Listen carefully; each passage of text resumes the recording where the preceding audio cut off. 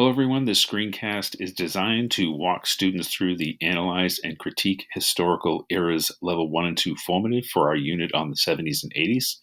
So if you go into the classwork section of Google Classroom, you will see an assignment, Analyze and Critique Historical Eras Level 1 and 2 formative.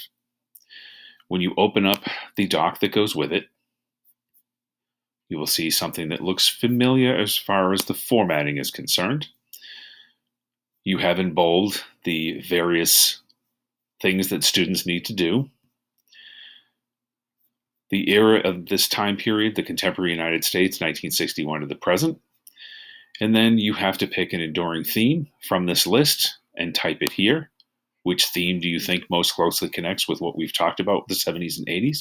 Remembering, of course, that what we have focused on in our examination of the 70s and 80s would include the two scandals that work towards bringing about the end of presidencies, or at least the end of a positive reputation of those presidencies, which would include the Watergate scandal, which happened during the Nixon administration, and the Iran-Contra scandal, which happened during the Reagan administration. Once you've done that, use the links below and list some key events, people, turning points, and consequences of both Watergate and the Iran-Contra affair. Here you will see several links for Watergate, and here are several links for Iran-Contra. When you look at those, you'll be able to list your events, people, turning points, and consequences for Watergate in the first table, and Iran-Contra in the second table. You are simply listing them, not going into any great detail. But for the Analyze Historical Eras Level 2 and 3 formative, in bold, you have the criteria here that students need to meet.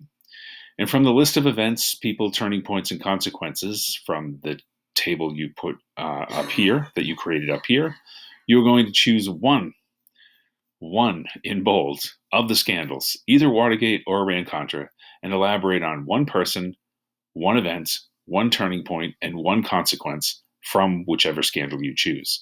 So you'll write the person here, you'll write who they were, what they did, where they did what they did, when they did it, and again, you're going to connect it to a particular theme, similar to what you did up here, connecting the overall period of the 70s and 80s to a theme. In this particular case, you're going to pick a theme that goes along with this person, and then a theme that goes along with one event from the scandal, and a theme that goes along with one turning point.